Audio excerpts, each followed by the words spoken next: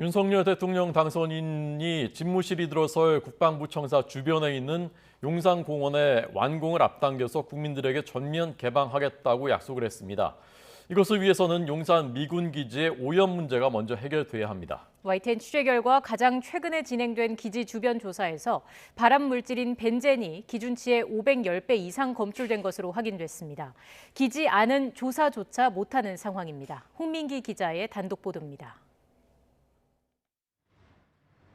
윤석열 대통령 당선인의 취임 이후 집무실이 들어설 서울 용산구 국방부 청사 인근.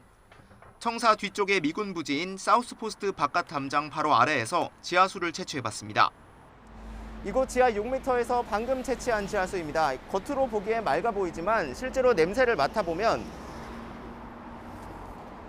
기름 냄새가 강하게 나고 있습니다. 사우스포스트 주변에는 이렇게 지하수를 퍼올리기 위한 관측공과 양수정이 모두 50여 개 설치돼 있습니다. 남영동 전쟁기능관 인근에 있는 캠프킴 주변 27곳에서도 분기마다 지하수 채취가 이뤄지고 있습니다. 그렇다면 미군기지 주변의 땅과 지하수 오염도는 어떨까? 지난해 10월 사우스포스트 주변에선 발암물질인 벤젠이 기준치의 510배 넘게 검출됐습니다. 캠프킴 주변에서도 기름에 의한 토양 오염을 의미하는 TPH가 리터당 900mg 이상을 기록했습니다. 학교나 공원 부지에 적용되는 기준치를 2배 가까이 넘은 겁니다. 더 큰 문제는 반환이 완전히 이뤄지지 않아 기지 안 오염 상황은 알 길이 없다는 점입니다. 과거 이곳에서 기름 유출 등 환경 오염 사고가 일어난 사례가 확인된 것만 적어도 100건에 가깝습니다. 기지 외부에서도 오염 정도가 기준치의 500배, 1000배 되는데 오염원 자체인 미군기지는 사실은 그냥 둘 수는 없죠. 윤 당선인은 용산 미군기지를 돌려받아 신속하게 시민공원을 만들겠다고 밝혔는데 전문가들은 오염 정화 없이는 자칫 시민 안전을 위협할 수도 있다고 지적합니다.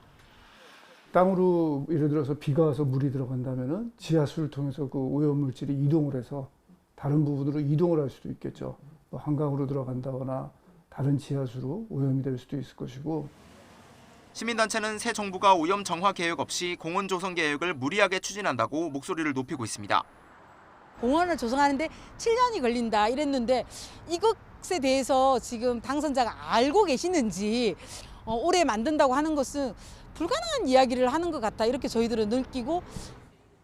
윤석열 당선인이 이끄는 인수위에서 용산 집무실 이전 작업에 속도를 내면서 오랜 기간 용산 미군기지 아래에 묻혀있던 환경오염 문제도 다시 고개를 들고 있습니다.